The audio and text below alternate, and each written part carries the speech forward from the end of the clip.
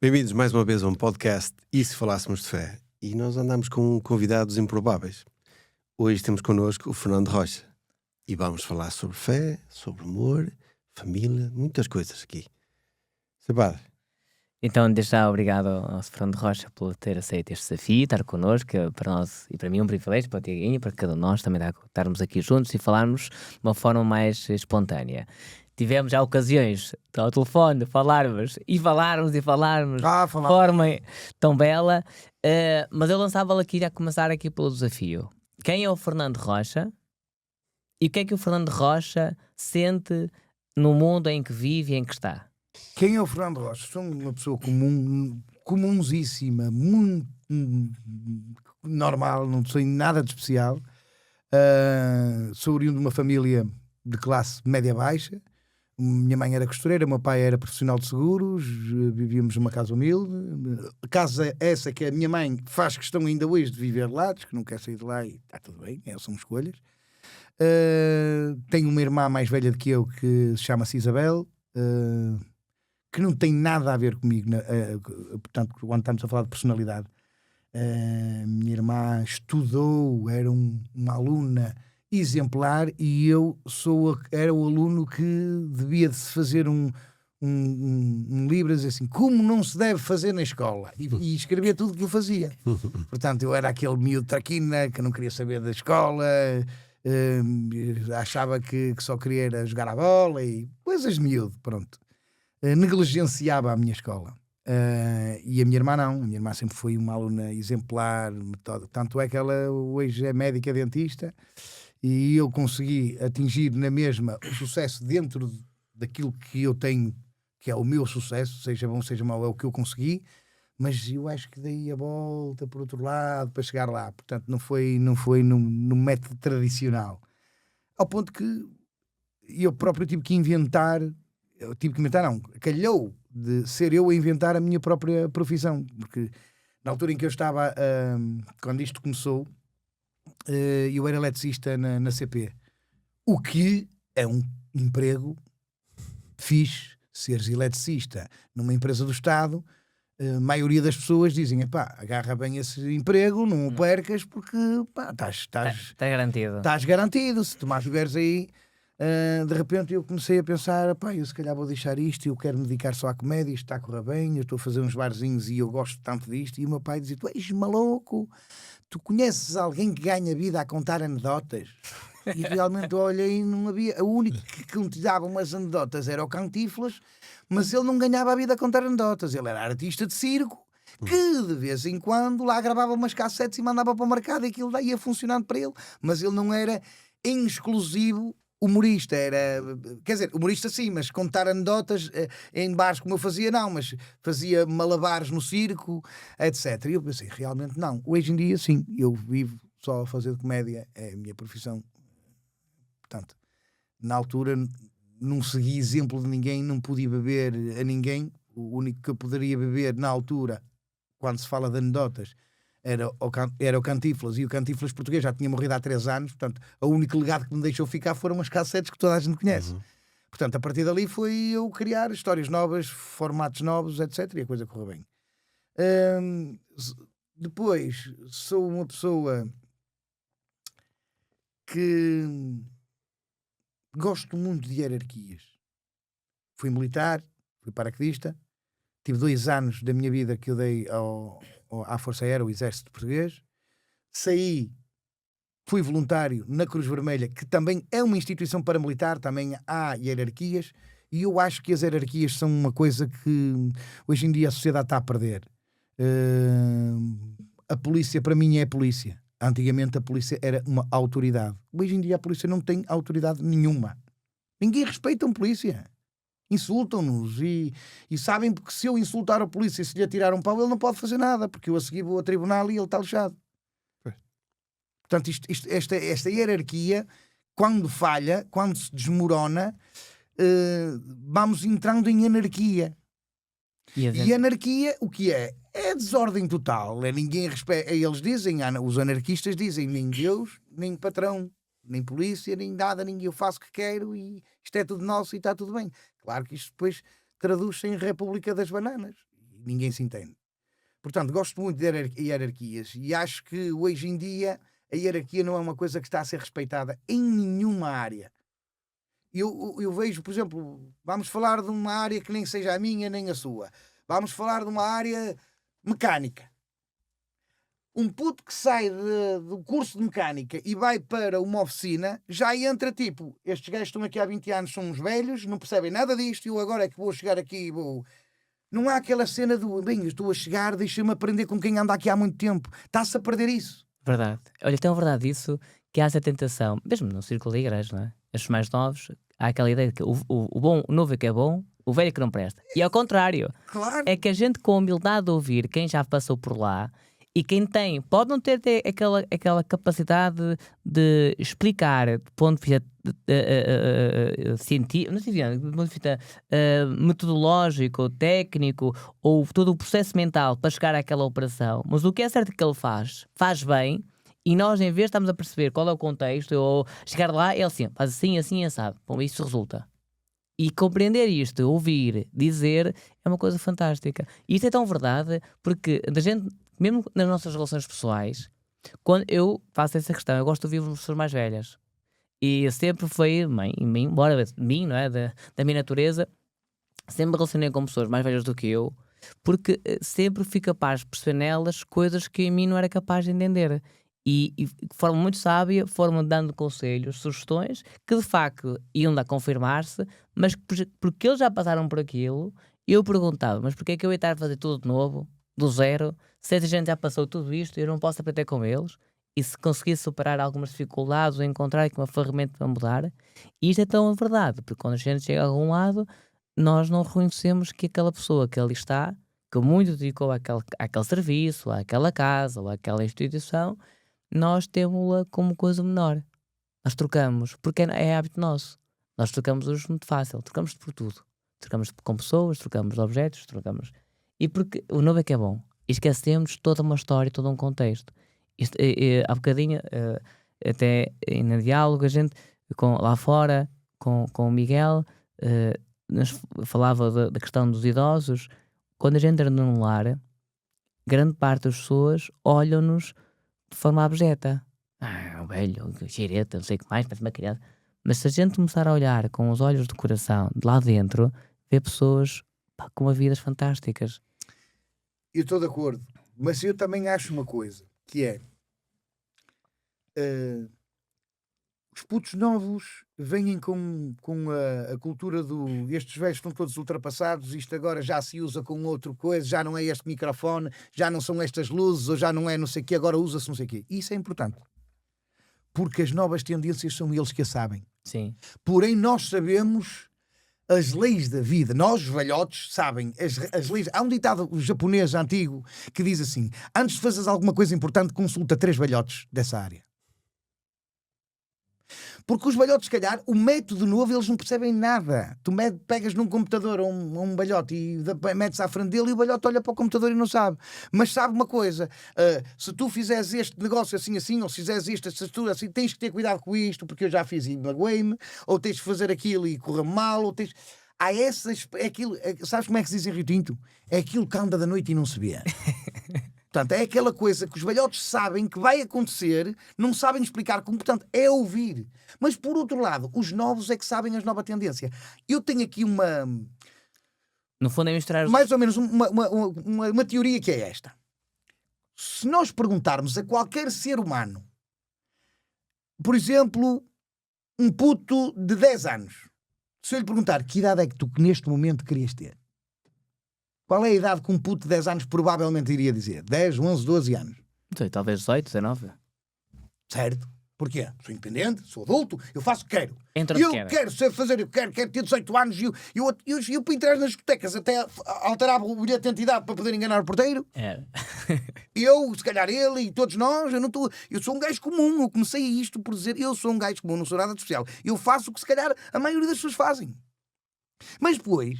tu tens gajos com 40 e 50 anos que andam com calças skinny e a apertar e com a barriga a mostrar. Porquê? Porque ele não quer ter 50 anos, ele quer ter quantos? 20, 25, 30. Então quer dizer o quê? Toda a gente gostaria de estar entre os 18 e os 30. Então, tenta perceber o que é que vais fazer, a forma como vais comunicar, aquilo que tens a apresentar, que agrada a esta faixa etária. Porque os mais novos vão consumir e os mais velhos também vão consumir. Então, não é uma fórmula de sucesso, mas tens mais probabilidade de ter sucesso nas tuas orações, no teu trabalho. Se tu comunicares para este tipo de gente, os mais velhos vão querer ficar modernos e novos, porque eles não querem ser considerados cotas, e os mais pequenitos vão querer dizer, não, eu quero porque isto é o meu amigo que tem 20 anos faz, eu também quero fazer que só tenho 19, ou 18, ou 15, ou por aí. Não é uma teoria que esteja comprovada, mas na minha cabeça faz sentido. Não, faz muito sentido. Porque até isto é a prova, a gente não precisa de nenhum facto científico, nem nenhum estudo, mas o senso comum, que isto é a capacidade de olhar pelas coisas e pelo mundo, pela história, a gente dá conta disso. Porque não basta olhar para a nossa volta. Na rua, nas nossas relações, vemos isto é uma realidade tão natural. Então é tão válida a opinião de um velho pela experiência de vida, como é válida a opinião de um puto por as novas tecnologias, novas tendências no que se usa. Então não há que dizer os velhos é que sabem ou os novos é que sabem. Claro. É a fusão dos não é dois. um fluido, é um cozinhado. Isto tem que ser, depois tem que ser a nossa sensibilidade e a nossa inteligência dizer assim, temos um buffet de opiniões e agora vamos buscar uma boa aqui ao balhote, olha este puto disse uma coisa fixe e agora juntamos, olha que fixe, está aqui um grande produto, pumba, e a malta gosta. Sabe como é que chama isso na igreja? Não. Tradição. Agora, tradição. Não, porque o puto novo traz uma coisa nova que nem é tradição. Só que a pessoa entende a tradição, a língua, na forma da nossa linguagem, a tradição, entendemos que é a continuidade do passado, com ferramentas, com forma de estar, com forma de pensar, como era no passado. Não. A tradição traz sempre inovação. Isto é, tem que trazer inovação, mas é, sempre manter a estudando matriz, o passado. Aliás, é isso. Mantendo eu a adoro matriz, história porque eu, ao perceber como é que aconteceu com a história passada, eu consigo prever mais ou menos o que é que vai acontecer. É cíclico. Claro. É sempre cíclico. Claro. Como o homem não muda. É a nossa natureza. Agora, o ser humano é falho. É igual. Nós, usando a tradição, o que é a tradição? É pegar nesse facto histórico, isto é, na concepção daquilo que é aquilo que é o núcleo das nossas coisas, mas vamos aportando a novidade do tempo próprio. Mas mantemos a mesma matriz. É sempre assim. A gente vê, mesmo agora, do ponto de vista sociológico, o que estamos a viver então, agora... Então vamos pegar na palavra matriz. Sim. Essa matriz são os velhos que a sabem. Pois é. Mas as novas tendências para poder são os agarrar... novos. Agora, fazer esta Deixa-me fusão. só dar-lhe um exemplo. O Padre Guilherme é um grande exemplo que eu estou a dizer. Sim, sem dúvida. O que é que ele fez? Já viu algum bocadinho de espetáculo que ele faz? Sim, sim. As músicas que ele escolhe são escolhidas a dedo, transmitem amor às pessoas, porque eu acho que a religião faz falta nesse aspecto, seja ela qual for, seja a católica, seja a não sei o quê, que é, quando as pessoas estão perdidas, há um sítio onde eu possa entrar, onde eu, mesmo que eu não conheça o padre, se estiver aflito, vou falar e sei que vou receber dali bons conselhos, boas palavras, seja nesta igreja, seja na ortodoxa, seja onde for. Uma boa orientação, não é? Uma boa orientação, uma boa palavra. Uma boa palavra. Que constrói, não é? Acho que todas as religiões têm... Só há um tipo de religião que eu acho que não tem espaço. E não deveria ter espaço. Isto é um bocado ditatorial dizer isto, mas é a minha opinião. Que é toda a religião que acha que só a dela é que está certa e os outros são infiéis, temos que acabar com eles todos. Não está certo. É a mesma coisa que dizer assim, ok, há um campeonato de futebol. Queres fazer um campeonato de futebol só com uma equipa? Tá. Tem que haver várias, não é? Portanto, há várias religiões. Isto são as formas... Eu considero que o Criador é um. Agora, eu, se sou cristão e porque fui batizado na Igreja Católica e fui habituado a comunicar com esse Criador desta forma, acredito que esta é a minha forma melhor de comunicar. Mas o muçulmano tem a forma dele comunicar. E eu é Cristo, o dele se calhar é o Alá. São todos profetas. O Criador para mim é o budismo, há 300 mil. Para mim o Criador é só um. Agora, conforme eu me vou comunicar com ele, isso não interessa. Isso não interessa a forma de comunicares com o Criador. Se é católico, se é protestante, se é evangélico, não interessa. Desde que te sintas bem, que estejas confortável. E depois, a religião faz falta porquê? Porque na minha forma de ver, é um afago. A religião é um afago às pessoas. Porquê? Se eu tenho um problema na vida, tenho duas opções. Ou resolvo o problema, ou rezo a Deus Nosso Senhor Jesus Cristo para que ele se resolva. Certo? Mais ou menos.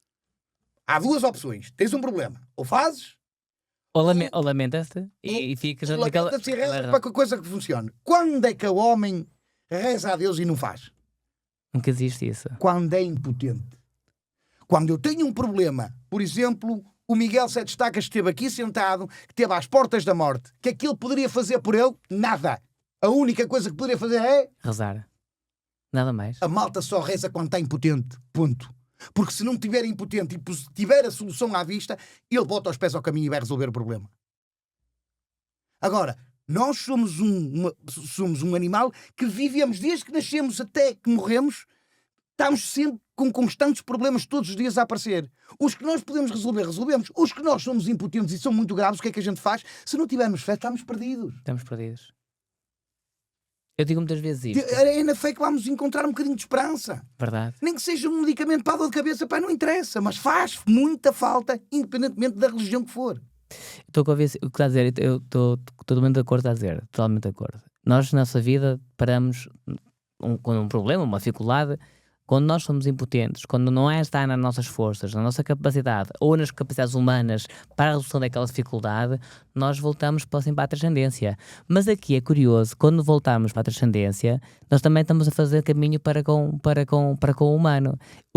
E o que é ainda mais interessante de tudo isto é que quando nós tiramos, eu digo muitas vezes isso, quando nós tiramos Cristo da cruz, a cruz pesa muito. Isto é, quando nós tiramos a fé, isto é um alento que nos faz olhar mais à frente, isto é consciência de que alguém que me ouve, que me escuta, que não vai desistir de mim e que vai me ajudar, porque eu confio, vou lutar, vou dizer assim, vamos, ajuda-me, cria em mim uma transformação tão grande, tão profunda, que me faz a pessoa completamente diferente. Por isso, o rezar ou pedir não é somente, ou não deve ser somente, para alguma circunstância, mas também a oração é um permanecer. Isto é uma atitude de gratidão constante, mas que me permanece no sentido de agora eu recebi isto de ti, esta dádiva, e eu vou procurar na minha vida retribuir, não é que pague o que recebi, porque não tem preço, mas na minha vida vou procurar ser, as pessoas que se cruzarem comigo, algo melhor, isto no fundo... ser o espelho, o reflexo que contagia aquelas pessoas como eu fui contagiada. Estão a entender? Portanto, a oração também é pedir orientação. Coisas muito simples. Vamos imaginar o seguinte: eu tenho uma decisão, isso é importante na minha vida, seja ela qual for. Muitas vezes não sei qual é que vou optar, mas a oração também é pedir conselho ao Senhor. O que é que é de fazer?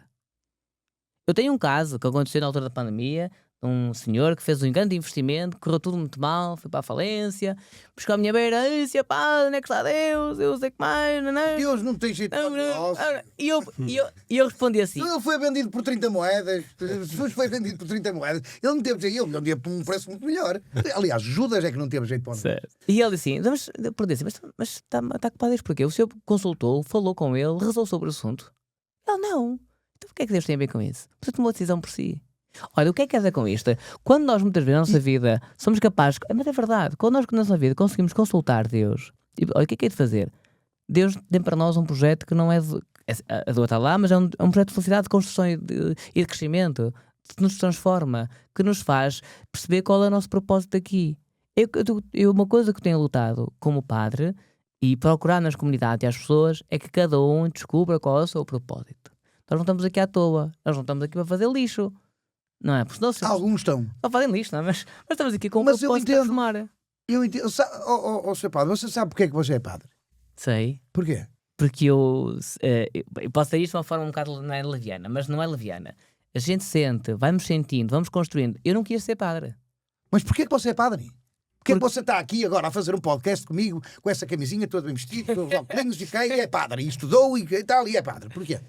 Porque Deus me chamou, a vida me proporcionou isso e eu senti isso mesmo dentro de mim. Você teve muitas sortes na vida, começando logo pelo seu nascimento. Foi. Você é quem é porque teve o pai que teve e a mãe que teve.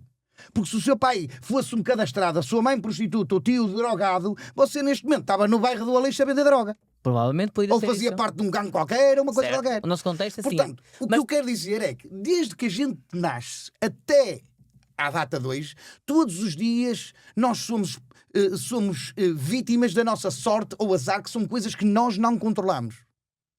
Então eu penso assim, então eu sou o Rocha, que consegui estar onde estou, quer dizer que tive sorte com a mãe que tive sorte com o pai que tive sorte com as companhias que eu escolhi na minha infância, porque não me perdi na droga, enquanto 80% dos meus amigos estavam todos a ir para o bairro do Cerco e para o Aleixo fumar e consumir droga.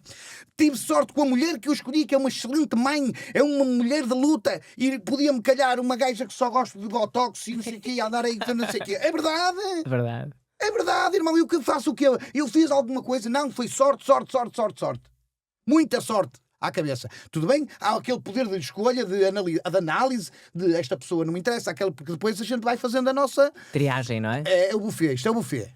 Há gajos que colecionam carros, há outros que colecionam selos, eu coleciono boa gente. Pessoas. Enquanto pessoas boas fazem parte do meu clã, é a minha tribo, e aqui existe uma coisa que eu pratico desde sempre, mas vou-lhe dizer que há coisa de 2 semanas eu tive a maior lição filosófica da minha vida.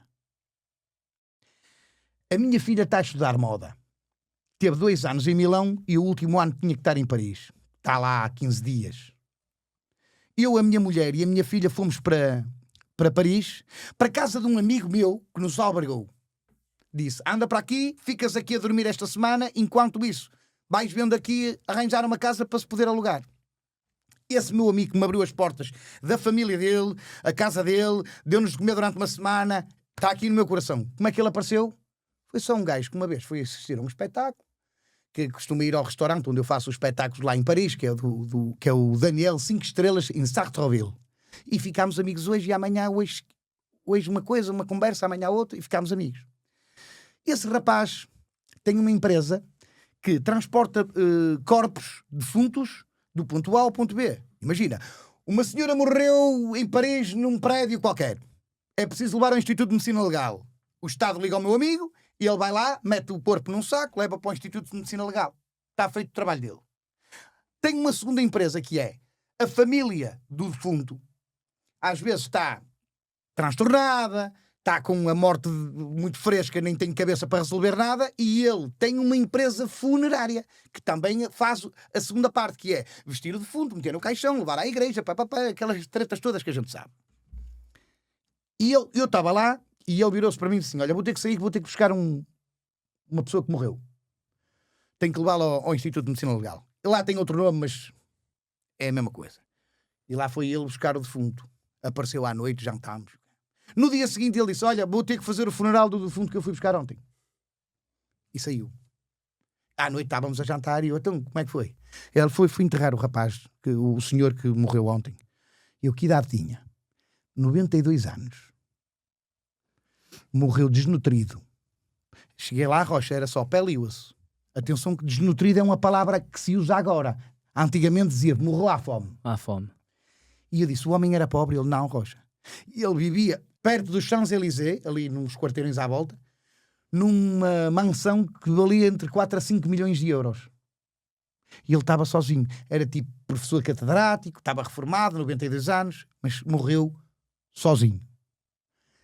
Quando ele pega nele e o leva ao padre, à igreja, para fazer o funeral, e ele estava vestido com aquele fatinho, ele e os empregados, o padre virou-se para ele e disse assim, os senhores não se importam de se sentar aqui para eu não estar a dar um sermão para um defunto? Não está ninguém na missa. Nenhuma pessoa de família. Agora a pergunta que eu lhe faço é esta. Senhor padre, o que é que o senhor tira daqui? Tira aqui, desde logo, tira duas ilações, ou 2 lições. Primeiro, perguntar porque é que aquele homem, na sua vida, quem foi, e porque é que podemos deduzir, se calhar de forma um pouco injusta, mas bem, deduzimos... deduzir é autorizado aqui, porque estamos a deduzir, é o que nós estamos aqui a fazer, é tirar essa pessoa não deve ter sido uma pessoa de muito conflito, de muita amargura, para aqueles que são próximos. E por isso, ter-se-á refugiado ou pensar que só ele bastava a si próprio. Essa é uma conclusão. Porque também, a gente vai percebendo, na nossa vida, há 2 tipos de pessoas. Há aquelas que trazem saudades e há aquelas que trazem alívio. Não é? Há gente que é tão visceralmente má, tão mal consigo próprias, que à sua volta queimam tudo e não há mais ninguém que queira saber deles. Quando a gente vive nesta nossa solidão, não há mais ninguém. Okay? E é uma vida infeliz. Mas as pessoas não esqueceram-se disso. o Fernando fez disse uma coisa muito. Olha, que é uma lição para mim, que eu gostei muito de ouvir. Que disse: Não me há digas pessoas. que ensinei um padre alguma coisa a um padre. É verdade. Disse que há pessoas que colecionam carros, selos, Sim. moedas. Assim. Eu coleciono pessoas. Tenho aqui um clã. E olha, não há coisa mais bonita que isso. Porque quando nós colecionamos pessoas, significa que nós estamos. Boas pessoas. Coleciono. Quando eu vejo que a pessoa é boa, eu faço de tudo para aquela pessoa fazer parte do meu núcleo. Ou convido para jantar, então como é que estás? Eu insulto e não sei o quê. Quando eu insulto alguém é porque está aqui no coração. Quando eu insulto alguém é porque está aqui no meu coração. E tento ser divertido e animal e não sei o quê. Mas agora deixe-me só dizer à conclusão que eu cheguei. Em relação a esta história Sim. toda que eu lhe contei do senhor. A conclusão que eu cheguei é esta. O homem não está errado. O homem fez tudo o que a sociedade lhe ensinou a fazer. Porque todos nós, desde pequeninos, que somos incutidos pela nossa sociedade, mãe, pai, irmãos, sociedade, professores, que é, estuda, para quê? Para seres alguém na vida. Trabalha, vai longe, para quê? Para seres alguém na vida. Aplica-te, para seres alguém na vida. O homem conseguiu. Professor, catedrático, uma casa de 4 milhões, eu não era alguém na vida. O que está errado é a sociedade ensinar a lutar para seres alguém na vida. Devia de ensinar é ter alguém na vida e não ser alguém. Porque as pessoas, para ser alguém, atropelam, estroçalham, fazem o que for preciso para ser alguém na vida. Nem que tenham que atropelar 500 mil pessoas. Chegam aos 92 anos e não há nenhuma porque ele atropelou toda a gente.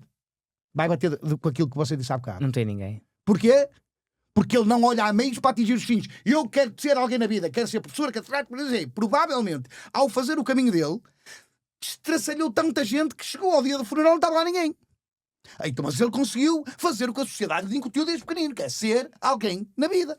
Que foi o que foi ensinado. Então, o que Parabenizado por isso. Nossa sociedade tem culto aos putos. Eu lembro-me de ser puto e já me estavam a pôr em picardia com os meus primos. Olha que o teu primo passou de ano. Olha que a tua... Mano, isso é horrível. Vai fazer com que os putos se odeiem, meus amigos. Torna-se Está conflituoso. errado. Estamos a incentivar o conflito, a picardia entre pessoas, entre famílias. Está tão mal, está tudo errado, está tudo mal. Portanto, eu acho que nós devíamos de lutar para ter alguém na vida. E só temos 3 núcleos. Até ter os óculos. Você só tem 3 sítios para escolher, ó seu padre. Cidades, vilas ou aldeias. Não há mais nada. Se você dizer, mas eu sou uma ermita, quero viver sozinho. É tanga, porque essa camisa que você tem vestida foi feita por uma costureira, e esse relógio foi feito por alguém, e esse cabelinho, essa barba foi parada ali pelo barbeiro. Vive sozinho o quê? Não existe, não existe. Não, isso não existe. É ficcionado. Mas isto é... Ou até a ideia de assim, não preciso de ninguém. Mas isto é Eu basto-me. biológico. Isto é a coisa mais tola que Isto é, pode ser. é biológico. Nós somos um animal, não somos? Somos. Os peixes andam em quê? Cardume. Os pássaros em bando. Nós andamos em grupo. Tem animais solitários? Tem. O lince da Sibéria, a aranha e não sei o quê. Esses vivem sozinhos. Mas nós não. A nossa essência não é de viver sozinho. Aquele que diz, eu não preciso de ninguém. Man, vai-te a foder, mano. Pois, não está para nada. Isto Não pode estás ser. aqui, não sabes andar nesta merda. É. Percebe onde é que eu quero chegar? E então, onde é que isto Oh, chega? Fred, eu quero que você seja genuíno, não se preocupe com isso. Pronto, então deixa-me falar. Então o que é que eu só estou Mas, olha- motivado a contar isto. Então o que é que eu acho? Que nós temos só 3 sítios para ter alguém na vida. Família. O seu padre tem família? Tenho. Então tem alguém na vida na sua família? Tenho. Porquê que eu tenho?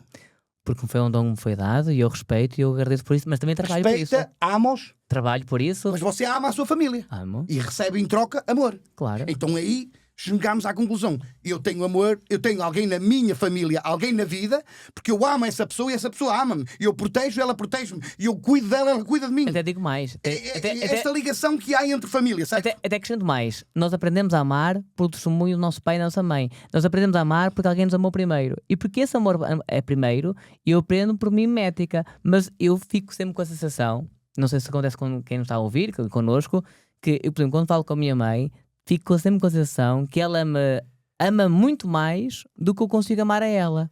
Um exemplo muito simples. Eu acho que isso eu vou- sequer é de medir. Não, mas não é. Nem é importante essa medição Não é- na minha cabeça. Mas não é questão da missão, é para nos dar a perceber o que é que, como um testemunho, como aqui é aquela pessoa que tem por nós, que nutre por nós, que nos faz sentir especiais, como esse sentimento nos faz sentir, primeiro, não é que seja, isto não é ser ingratos, não é? Mas reconhecer que aquele dom é tão grande que eu penso que nunca vou ter capacidade de gerar ou contribuir ou retribuir o que quer que seja, naquela mesma proporção. Mas por outro lado, faz-se sentir tão bem que me faz, não pá, isto eu tenho que ser igual, eu vou ser igual. Isto muda, transforma. Eu vou dar um exemplo muito simples. A minha mãe, eu vivo numa aldeia em Trás-os-Montes.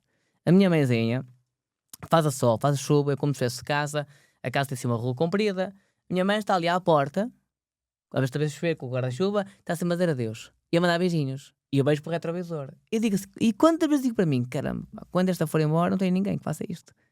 E eu sei lá no coração dela, está a pedir ao Nosso Senhor, quando é que vai? Ali a minha mãe, quando não me liga, só me diz, quando é que vens? Oh mãe, tive há dias, quando é que vens? É sempre isto. E diz, isto é de quem quer bem. Mas eu aprendo a amar, aprendo a ser afetuoso, generoso, meigo, doce, mimalho. Sim. Com ela, com alguém que... Ter alguém na vida é alguém que me faz ser o melhor de mim. Porque quando a gente se infrage... Olha, Mas deixa-me falar, faltam os outros dois. E ainda só vou, eu só vou no primeiro. Eu entusiasmei-me, sabe? Eu só vou no primeiro. Só para eu fechar o meu raciocínio. Sim. E depois passarmos a outro tema. Sim. Já ia saltar para outro tema e eu ainda tenho aqui 2 pendurados. Então, nós temos 3 sítios. Família. Família. E então a família... Como é que nós chegamos ao tal amor familiar? Reciprocidade. Porque eu conheço irmãos que se odeiam. Eu conheço pais e filhos que estão em tribunal. Sim. Porque não há amor de um lado para o outro. E tem que ser recíproco. E quando nós temos reciprocidade, eu dou amor à minha mãe dá-me amor a mim. E agora vamos passar para o segundo grupo. Amigos. Tenho amigos que eu amo. Tenho. Mas o amor que você dá à sua mãe não é o mesmo que dá aos amigos. Claro. Há aqui um ajuste. Certo? Há amor familiar é uma coisa. E há o amor de amizade é outra. Mas não deixa de ser amor. Que se vai tornar recíproco. Ou seja, se o seu amigo sentir que você protege, dá-lhe atenção, dá-lhe não sei o quê, e ele vai fazer exatamente a mesma coisa para si. Então porquê é que não fazem a mesma coisa no trabalho? Porquê é que no terceiro grupo há muita falta de amor entre pessoas que trabalham no mesmo sítio? Fazem queixas uns dos outros, chivam-se uns aos outros. Eu tive um caso de um gajo chegar à minha beira, um funcionário, dizer assim, fulano partiu um tripé. E eu disse, vai chamar o fulano. E eu chamei, e ele disse, partiste o tripé. Se tu me dissesses, a gente mandava consertar, ou arranjava um tripé novo e não te dizia nada. Dizia só para teres cuidado. Mas como tu omitiste, és tu que vais pagar. Vou descontar X por mês até pagar o tripé, que aquilo é caro. Podes ir. E virem para o outro. Tu, passa pelos recursos humanos e faz as contas que vais-te embora. E eu, mas eu não fiz nada. Fizeste. Vieste chivar um amigo teu. Eu não quero um gajo que venha para aqui fazer queixa do colega. É podre isso. Vai-me infectar, intoxicar o ambiente todo. Não quero uma pessoa dessas a trabalhar comigo. E aquele gajo não tem amor pelo colega. Pois não. Verdade. Não quero um gajo desses a trabalhar na minha empresa. Já à rua. Não quero, pode ser o melhor do mundo. Andar, Violeta. Não quero. Esta é a parte que eu acho que as pessoas está a faltar, que é, se eu dou amor à família e recebo em troca, se eu dou amor aos meus amigos e recebo em troca, porquê é que não faço aos colegas de trabalho?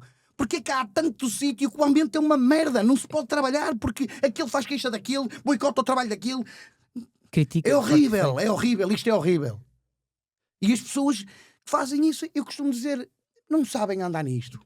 Porque se eu conseguir ter o mesmo retorno com os colegas de trabalho que tenho com a família e com os amigos, Top. mas isto não é maravilha? Eu vou dormir descansado. Qualquer coisa que me aconteça, eles estão todos para mim. E se lhes acontecer alguma coisa, eu estarei para eles. Agora a questão é, como é que se pode conseguir provocar no pensamento destas pessoas que têm esta forma de estar na vida, de conflito, de guerra, de se querer sempre almejar pisando A, B ou C, como conseguir fazer a eles entender que esse não é o procedimento mais correto? Não tem que conseguir. Você há bocado disse uma coisa muito bem dita, que é, há umas pessoas que a gente quer por perto, há outras que a gente quer ao longe. Isto é um buffet. O mundo é um buffet de pessoas. Você quando chega a um buffet e tem coisas que gosta, você vai se meter no teu prato. Mas se não gostar de outras comidas, não vai meter no prato, mas não. Claro. Nem vai dizer à comida, olha, porque é que não tens o sabor daquela? Não, nem vale a pena discutir. É perda de tempo. Só temos é que selecionar a tal coleção de boas pessoas. Não é de pessoas, é de boas. Porque há pessoas que 300 quilómetros é perto.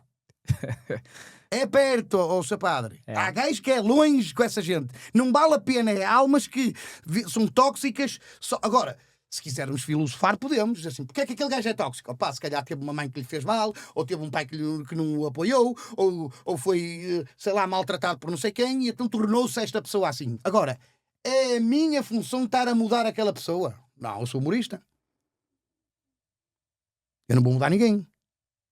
Eu apenas seleciono aqueles que eu acho que têm o coração no sítio certo. E é fácil avaliar. Não é por aquilo que vocês dizem pela boca fora. Eu analiso as pessoas pelas atitudes que cada um tem. Valores e princípios. É aquilo que as minhas primeiras antenas a analisar a atitude de cada um. Se tens valores que eu admiro, se tens princípios que eu admiro, eu digo, alto, este é para ficar. Uma história muito rápida que te vou contar. Há muitos anos atrás, a minha empresa não tinha a parte de designer digital.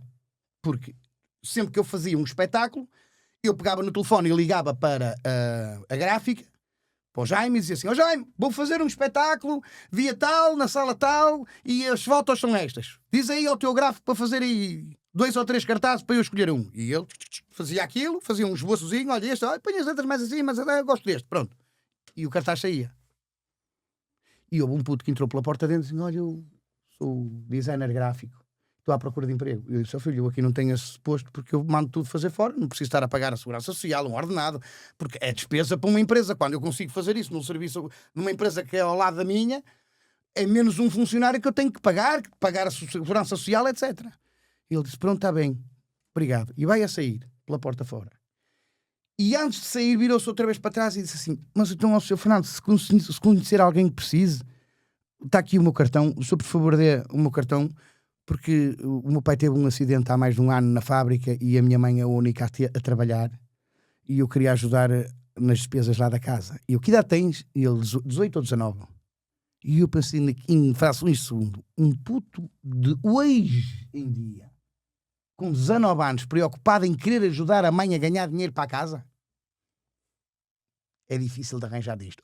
Segunda-feira, bem trabalhar. Segunda-feira apareceu lá, fomos comprar uma secretária, fomos comprar um computador, eu montei o posto de trabalho dele ali. Porque eu pensei, isto é um puto com valores e princípios. Vou colecioná-lo. Ainda hoje faz parte da minha coleção. É assim. Mais alguma coisa? Não, isso é muito profundo, eu gostei muito. De facto, o Fernando está a tocar aqui num ponto que eu considero o mais importante, porque é as atitudes, é os comportamentos, é a nossa forma de ser, a nossa forma de estar. E quando nós somos capazes de ter esta sensibilidade também connosco próprio, conseguimos também estar atento a quem quer ajudar. Já viu o bem que o senhor fez, esse jovem? Agora, ele fez-me a mim, porque ele, ao longo do tempo me ajudou montes de vezes a fazer coisas que eu precisava e ele foi lá, foi o joker que eu apontei assim, ora faz isso, ele fez resolver um problema. Portanto, ele foi muito útil, já me ajudou muitas vezes. Então ele não foi uma despesa, é um investimento. Claro. E o que é curioso é isso. Mas o que é que fez de explotar eu vou investir neste rapaz? Foi ele saber trabalhar no Photoshop? Não. Foi ele dizer, a atitude dele, a situação familiar dele. Com 18 anos preocupado em arranjar dinheiro para a mãe, para ajudar a sustentar a casa. Amigo, isto é uma pérola. Hoje em dia, eles querem um telemóvel. Eu tenho um amigo meu que vende telemóveis e diz assim, Rocha, eu chego aqui, clientes meus, para dar o telemóvel a um puto de 12, 13 anos e diz, vou-te dar este, que é o dinheiro que a mãe pode. E os putos dizem, não, eu não vou ter um telefone pior do que o teu. É assim que está a sociedade. Pois é. Esta é a lógica do ter. Porque é curioso que, se a gente olhar com muita atenção e vai vendo as coisas com atenção, nós damos conta. E é curioso porque, eu digo isto porque o Papa Francisco nisso é muito sábio, tem visões de uma vida muito curiosa. Ele tem a ideia de que nós construímos as nossas identidades por aquilo que temos, com aquilo que vamos aportando à nossa própria realidade e não por aquilo que somos. Isto é, nós vamos ser julgados, as pessoas julgam-nos, porque eu tenho o carro A, o carro B, ou visto determinado tipo de roupa, então é porque tenho determinadas coisas que eu sou aceito ou julgado da sociedade, ou até eu próprio me considero, me posiciono em determinado patamar. Mas a verdade não é essa. Não é porque eu tenho determinadas coisas que faz de mim ser quem sou. É porque sou o que tenho. Dito de outra maneira. Não é por ter livros baixo do braço que faz-me estudante. É porque sou estudante que tenho livros. E quando nós fazemos esta mudança operativa em nós, então tudo é que transforma. Quando eu quero ser vida na vida de alguém, quando quero ser alguém que sou capaz de criar memórias, de criar saudade, de ensinar, transformar e com elas também aprender e crescer, então começo a ter coisas. Mas não é importante ter as coisas, é ser. É ser aquilo que de facto transforma a partir de dentro. Não é eu ter uma mulher ou ter um filho ou ter filho, é eu ser marido e ser pai. E o ser é tudo mais do que ter. E eu acho que é aqui a questão fundamental. Por isso, os conflitos que o Sr. Focado falava em 3 âmbitos, a família, os amigos e o trabalho, quando eu me posiciono na atitude do ser, não pode haver outro conflito que não seja o bem-estar e o crescimento de parte a parte. E facto, mas também obriga também a um discernimento, uma capacidade de filtragem e saber nos posicionar e afastar do que não é bom. Porque ninguém guarda coisas estragadas em casa, ou guarda? Pronto. Não, Mas há pessoas que guardam sentimentos estragados. Já deu conta disso? é verdade. Estragão, tem. E Isso guardamos é lá. tóxico. E a Isso é gente, tóxico. aquilo cheira mal.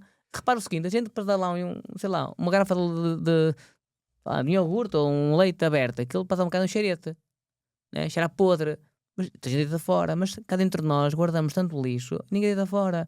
E ficamos a pensar naquilo. Então nos lutos é uma coisa interessante. Porque se deixo de chorar, deixo-me lembrar da pessoa. Coisas mais disparatadas. Nada disso. Não é esse choro, não é essa comisseração. Ou autocomisseração que tantas vezes nós colocamos. Mas é saber largar, tirar, porque o perdão também é regenerativo. Quando eu perdoo, o primeiro perdão que acontece é comigo próprio, que me liberta daquele peso, Claro. daquela dor. Lógico. E aquela situação torna-me uma lição de indiferença. Indiferença no sentido que aquilo já não me toca, já não me fere. Porque senão está sempre aquela ferida aberta, aquele gatilho. Qualquer situação, a gente tira, lembras-te disto? E não tem aquilo, não é? E depois, isto não para. E a outra pessoa diz assim, vamos mirar uma relação. 2 amigos, sei lá, um traiu, magoou, mentiu, enfim, não interessa. E a pessoa diz assim, tu perdoas-me? E há arrependimento, perdoo-te. Se perdoou, não pode voltar a continuar a falar sobre aquele assunto da outra pessoa. Claro. Senão é mentiroso. Senão não perdoou. Enquanto continuar com O que aquilo, é que você me diz daquela frase que é um clichê que é eu perdoo, mas não esqueço? porque essa é a mesma coisa, Há muita gente a dizer isto. mas nunca perdoou. Porque quer dizer que não perdoou. Nunca- Não existe isso. Não existe. Perdoo, mas não esqueço. Tudo bem, eu posso perdoar a pessoa, mas ele fez-me isto. Então não perdoaste. Se ainda estás a pensar naquilo, O perdão, não perdoou. nada. O perdão tem que integrar. Ou seja, aquele fulano fez-me aquilo outro. Estou magoado com aquilo, mas eu tenho que perceber assim, está perdoado a situação, ok, eu integro na minha vida. Agora, eu não tenho que ter, tu não tens que entrar outra vez na minha vida. Eu não tenho que meter o gajo cá dentro, o gajo ou a gaja cá dentro outra vez da minha vida. Quero longe dela. Para mim, Distância. E a perdoar uma distância. pessoa é, desde o momento que aconteceu o facto que ele ficou ofendido com aquela pessoa, se ele diz, ok, eu perdoo-te, daqui a 2 ou 3 anos ele já nem se lembra daquilo. Não, nem passou-lhe. E vive a vida tranquilamente. Isso é que é perdoar. E vive Ou 2 ou 3 meses, ou 2 ou 3 semanas, não interessa. Depois varia de pessoa para pessoa. Há umas pessoas que demoram um bocadinho mais ali a fazer o reset, mas aquilo não pode pesar na cabeça de maneira vida. Porque se pesar aquela cena, vai dizer que eu ainda não perdoei. Posso ter dito a ele, falo para a pessoa, está tudo bem, temos uma boa relação. É uma coisa. Agora, perdoar a pessoa. Nunca. Nunca. Olha, Ainda se lembra daquilo. está sempre sempre uma chama acesa. É como fosse o braseiro. O braseiro. E quando um homem não perdoa, a outra pessoa que está no outro lado qualquer nem se apercebe. O único peso é dele próprio. Do próprio. Ele próprio é que tem que carregar uma cruz na cabeça dele porque aquele gajo fez-me isto, que não sei o quê. E ele próprio está a viver numa frequência tóxica. Dele mesmo. E ele próprio. E depois. Se calhar o outro já nem se lembra da porcaria. Nada passou. Então, e isso é tão grave que a pessoa viveu a vida e ela anda agarrada àquele fardo. Mas é carrega sobre ela. verdade, é verdade. E diz assim: homem, liberta-te disso, que pega daí tolo. Claro. E isto é tão verdade que a gente conta com esses pesos às costas. A vida está a passar à nossa frente e nós estamos pasmadinhos, estamos presos àquilo, não vemos nada a passar à nossa frente. Só reclamamos. Deslocámos-nos daquilo que é Agora, principal. portanto, e essa situação é dizer assim: caramba, então, mas aquele fulano, vamos a um exemplo prático, aquele fulano fez-me aquela crítica, aquele julgamento, e agora ele vive a vida bem, eu aqui, ai, que maroto, todos aqui. Isso não, o tolo sou eu.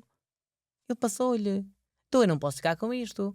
Como ao contrário, como o senhor falou aqui, aquele rapaz fez a queixa do tripé, não é? Esta atitude que tive aqui a bocado a falar, de facto que deve ser repreendida e que não deve ser como modelo de ser e estar, mas isto revela uma coisa muito interessante, é que nós passamos a vida no queixume, até de nós mesmos. Porque a nossa inoperância, assim, não sou capaz, não sei quem, não sei quem. Opa, nada disso, tenta. Vamos fazer o processo, vamos fazer o contrário. Ou então culpabilizar A ou B ou C para nós não sermos capazes de dar determinadas situações ou opções. Portanto, e tudo isto que vai ficando na nossa vida, e uma coisa mais grave é que nós muitas vezes procuramos validação que as pessoas gostem de nós.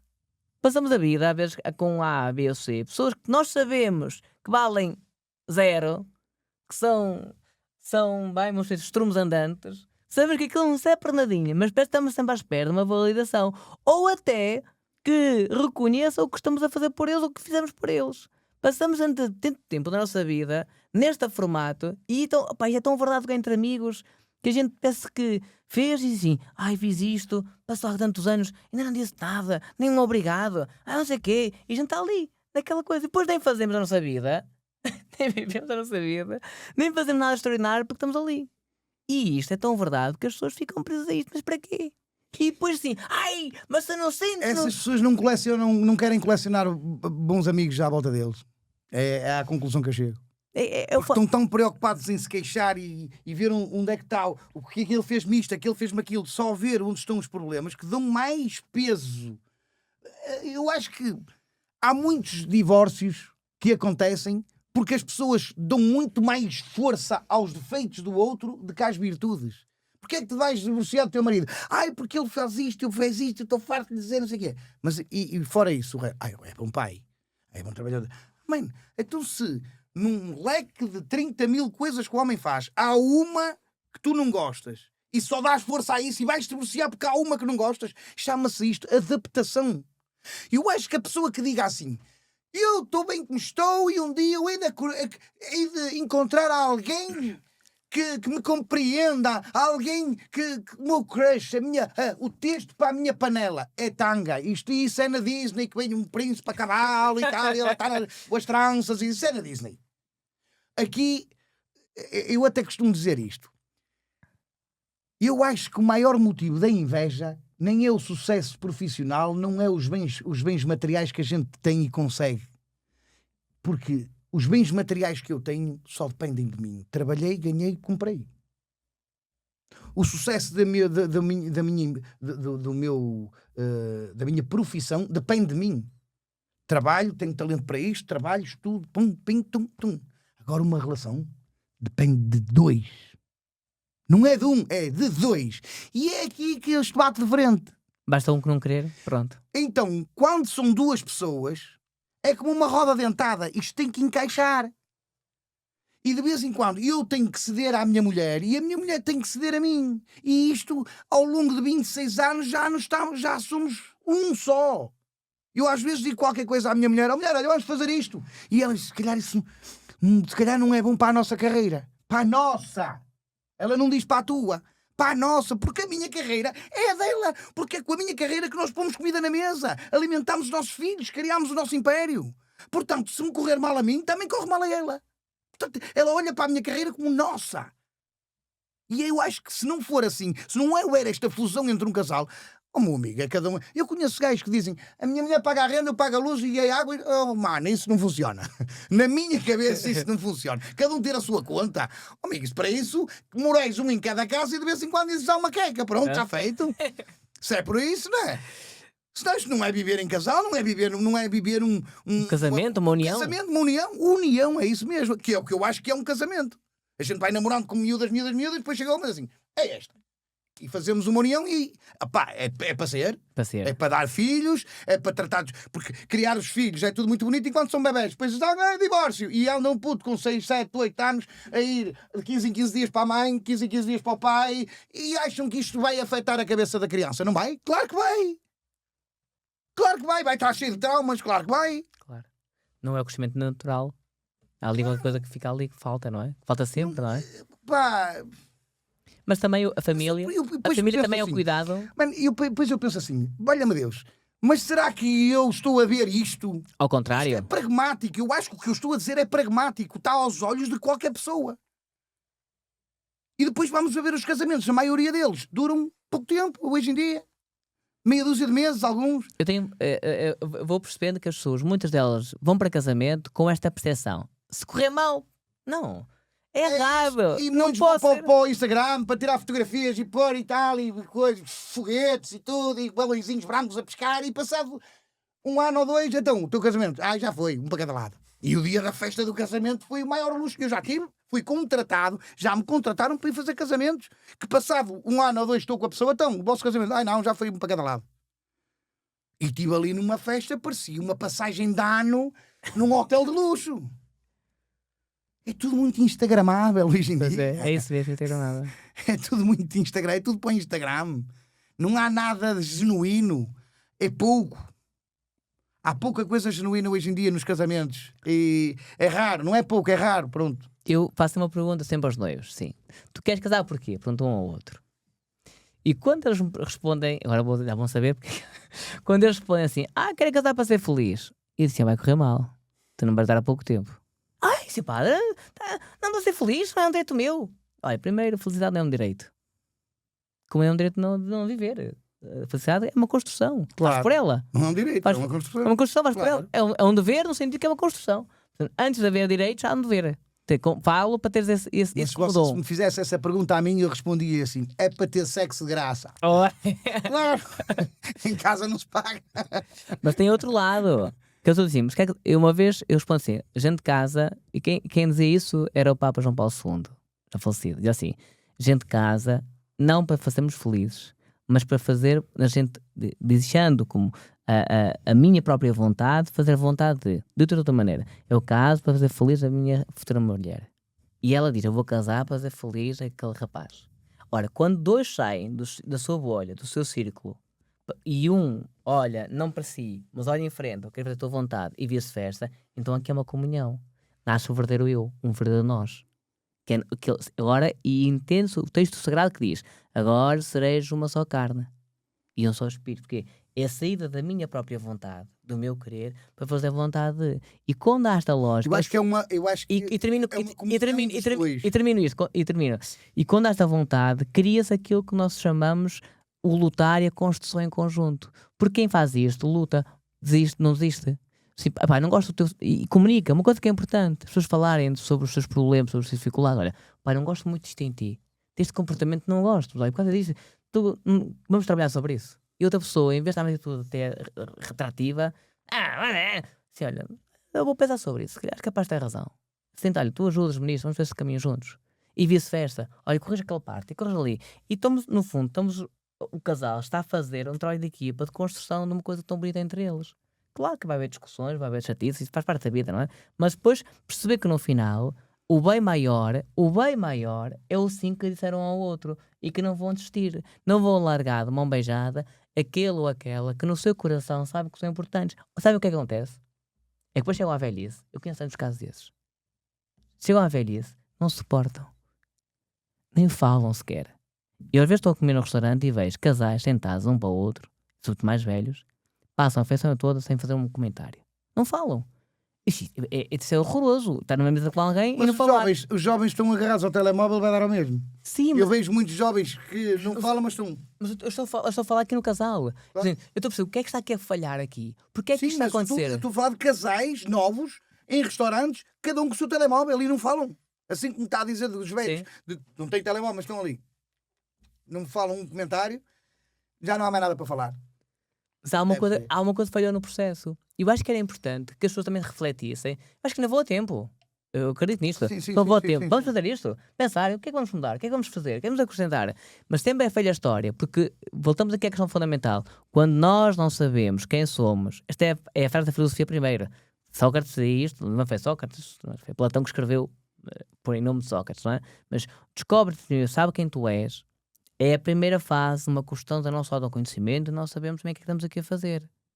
Mas não ficar ali apenas no conhecer de ti mesmo, mas na percepção daquilo que é a minha função, o meu estar aqui. Eu vou dar um exemplo. Na minha casa, que a gente me testemunhou.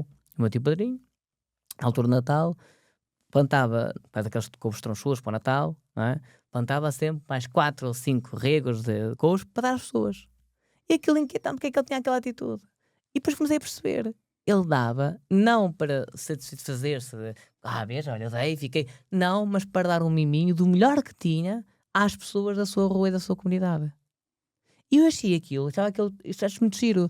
Porque, e o meu tio, eu vejo quando vai alguém lá à casa, o meu tio é labrador, tem muita lavoura, quando vai em casa, vai dar alguma coisa a alguém, eu, às vezes, está bem isto, tio. Não, o melhor. Dá sempre o melhor para os outros. Eu fico com o pior. E eu aquilo inquietava-me. Eu pergunto, mas bom é para a nossa casa. Não, pôs de fora. Porque quem dá isto, quem dá, é quem dá a Deus. Olha que engraçado, dar o melhor. Se nós tivermos esta percepção de, na nossa vida... Deixe-me só Sim. dizer-lhe uma coisa em relação a isto que está a acabar de dizer. Aquilo que eu acho que funcionou para eu ter pessoas na vida e não ser alguém na vida, mas ter pessoas na vida, tanto na família, como nos amigos, como na profissão, aquele tal amor que eu disse que tem que ser recíproco, é proveniente de uma coisa que eu pratico desde sempre sem saber, que é essa cena do dar o melhor que estás a dar a Deus, que é a mesma coisa de que aquilo que eu vou dizer, mas sem meter a religião aqui no meio, que é, se nós fizermos isto, eu quase que garanto a toda a gente que 90% funciona. Para ter alguém na vida, seja em que área for, não faças aos outros o que não gostavas que se fizesse a ti, e faz pelos outros o que tu gostarias que fizessem por ti se tu estivesses naquele lugar, desde que não prejudiques a tua própria vida. Ou seja, tu não tens casa, vou-te dar a minha, que e a minha mulher e os meus filhos vão dormir na rua? Isso também não. Isso é incoerente. Portanto, aquela parte do dá o melhor que estás a dar a Deus, ok, visto por um ponto de vista religioso, funciona, mas o que interessa, e é por isso que a religião faz falta, porque é uma fórmula de dizer, não faças aos outros o que não gostavas que fizessem a ti, e faz pelos outros o que gostavas de fazer a ti. E isto juntado à sorte da vida que eu falei, o nascimento é sorte, os amigos é sorte, eu chego à conclusão que umas pessoas têm sorte, outras pessoas não têm sorte. Mas, sim. Deixa-me só acabar. E o que é que eu acho? E é por isso que eu faço espetáculos de beneficência para muita coisa, por muita causa. Uma pessoa que precisa de um bracinho robótico porque ficou sem uma mão e não tem dinheiro para. E eu olho para uma cadeira de rodas, precisa de comprar uma cadeira de rodas. E eu penso, mano, graças a Deus a vida correu-me bem. Olha para a minha vida. 2 filhos maravilhosos, com saúde, minha mulher está fixe, minha mãe está fixe, está tudo bem. Este desgraçado não teve sorte, mano. Porque esta teoria a conversa do coaching, de faz assim que vais ter sucesso, é petanga, depende da situação de cada um, do enquadramento de cada um. Há pessoas que não têm sorte. Um casal, quando se junta, qual é o sonho deles? Criar uma família, ter filhos e ser feliz. Não é? O primeiro filho nasce todo torcido e não sei o que, numa cadeira de rodas. Os sonhos desse casalinho que acabou de casar, o que é que aconteceu? Água abaixo, acabou, vai ter ali uma cruz até o fim da vida. Teve azar, ele fez alguma coisa de errado? Não, teve azar. Portanto, quem está à volta dele e que teve sorte, que partilhe um bocadinho da sorte dele para as pessoas que não tiveram tanta sorte. E não preciso de ir por uma flotilha para casa. Não, ao lado de casa tem gente a precisar, caralho. É verdade. Não precisas andar, vou mandar para a África, vou mandar... Mano, tens ao lado de casa, gente a passar fome, olha ao teu lado, mano. É verdade. Não precisas ir para longe, mano. Se cada um olhar um bocadinho à volta e ajudar só os que têm ali à volta, já é fixe, mano. Se cada um fizer, os que tiverem sorte, se partilharem um bocadinho da sorte, por os que tiverem azar, o mundo era maravilhoso. E não precisas, porque sabe porque é que eles metem-se nas flotilhas e não sei o quê? Porque depois confundem uma coisa que é solidariedade não é publicidade. Mas fazem, não é? Eu não faço publicidade a nada do que eu faço de solidário. A única coisa de publicidade que faço é vou ter um espetáculo no dia tal para ajudar aqui este menino. Porque se não fizer isto não vai ninguém, se não vai ninguém não se vende bilhetes, se não se vende bilhetes não há dinheiro, se não há dinheiro já não há cadeira de rodas. Portanto é uma publicidade obrigatória. Tem que se fazer promoção ao espetáculo para a causa em que nós estamos envolvidos. Agora, depois do menino conseguir, tu não vês uma foto minha ao lado da cadeirinha de rodas a expor o menino, nada, não quer nada disso. Está feito, está aí a cadeirinha. Vamos embora, vamos para outro. E siga a minha vida. O mundo é podre, ó padre. As pessoas não prestam, 90% é tudo merda. Vá por mim, que eu sou maluco. Mas o que está a dizer, eu concordo consigo. Atenção, eu concordo 100% consigo. O mundo é mau. Só tenho que dizer, o mundo é Por sempre. isso é que eu coleciono os bons. Porque mundo é são mau. tão raros. Você ainda não percebeu que a minha coleção é maravilhosa? A minha coleção é de peças raríssimas.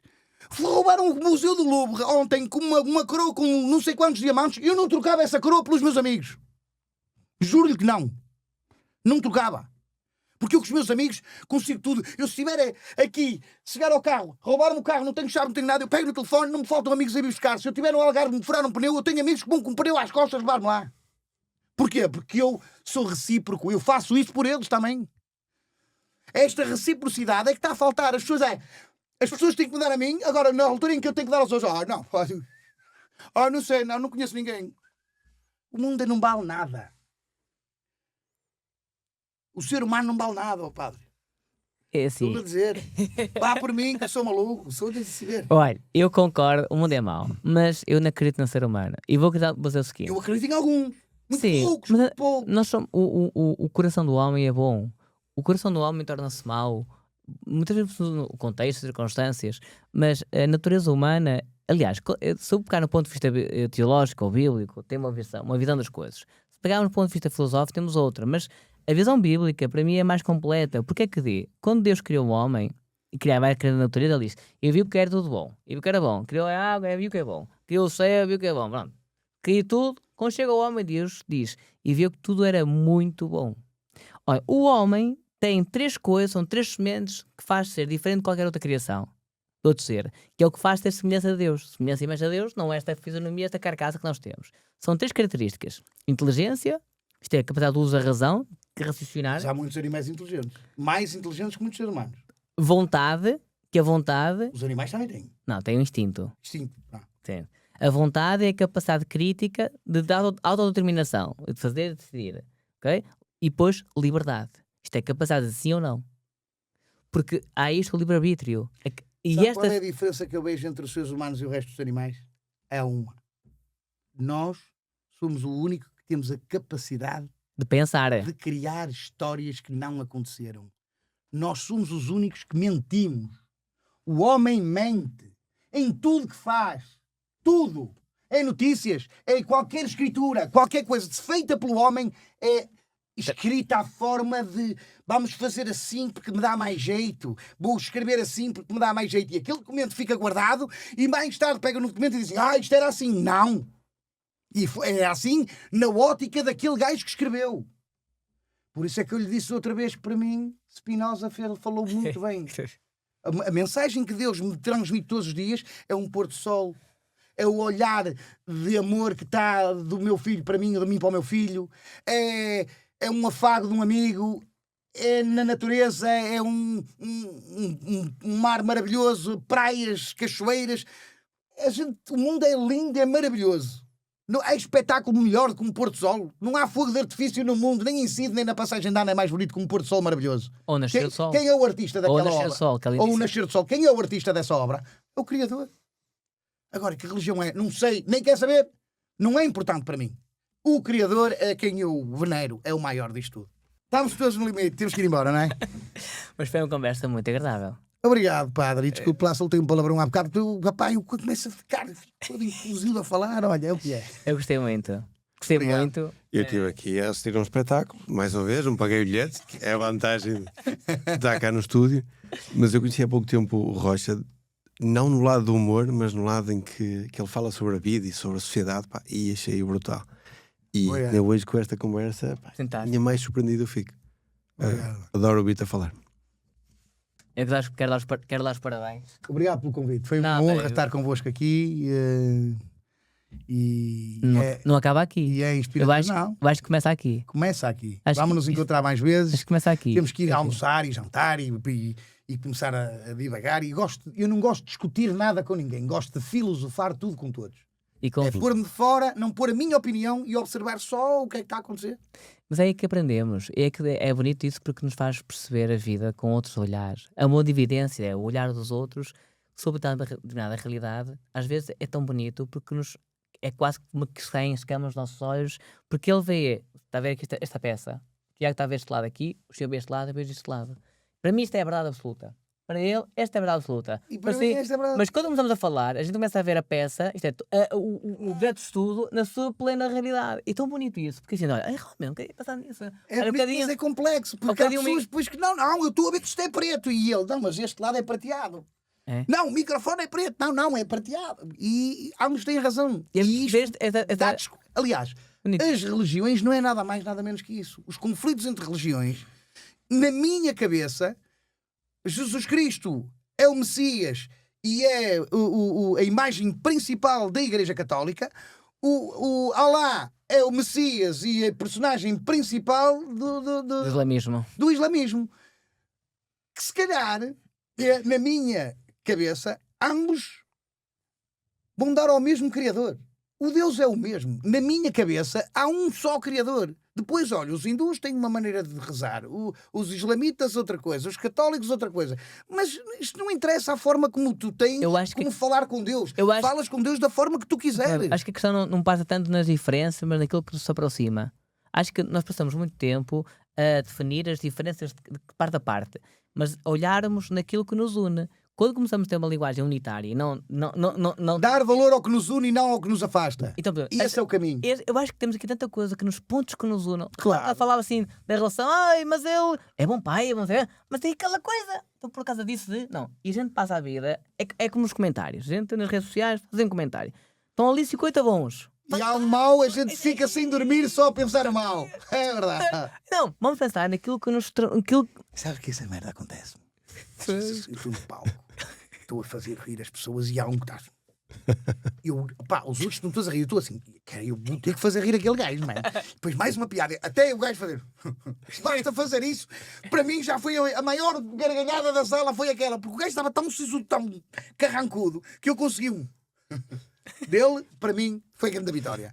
E eu foco-me nessa cena. Podia não dizer assim, olha, não se quer rir, está tudo bem, então virar-me só para quem está ali mesmo de corpo e alma a rir a bandeiras despregadas e devia-me virar para essa gente que está ali a curtir. Não, eu foco-me naquilo que está a ser a minha maior dificuldade daquele... Mas olha, não é caso único. Eu quando estou na missa e estou a fazer uma homilia, estou a falar, vejo pessoas que estão, uns estão assim, o facto de os conseguir chamá-las, interpretá-las, faço uma pergunta. É uma vitória, não é? Olha, bom, já entrou. Já está comigo. É uma vitória. É uma sensação boa. É boa. Tipo, consegui, cara. O homem estava distraído e eu consegui. Pumba. Eu gosto daquilo, eu gosto que. E há uns que estão assim. E eu assim. E eu depois assim. Vamos indo? Vamos. Mais uma vez. Só fechar por tudo. Só fechar o podcast. Portanto. Rocha, obrigado por teres vindo cá novamente ao estúdio. Foi um gosto. Foi um prazer falar contigo. E acho que a malta que vai assistir vai conhecer também outro lado teu, que acho que vão ficar surpreendidos como eu tenho ficado. Sapato, mais uma vez, obrigado por terem vindo. Nada, eu que agradeço, foi um momento muito bonito. Obrigado, Tiguinho, obrigado também ao Fernando Rocha. E como dizia há bocado, isto é o começo da jornada. As pessoas aparecem na nossa vida, não é por acaso. Eu acredito muito nisto. Nada acontece. Eu também. E se aparece é porque aquele tem um propósito para nos ensinar e para alguma coisa que vai acrescentar. Isso são obras. Eu acho que isso é obra do Criador. Que nos pôs a cruzar. Eu acho que é. Isto não é nada a andar à sorte. Nada. Por isso, Tiaguinho, encerra. A conversa continua. Até o próximo episódio. Um abraço. Muito bem.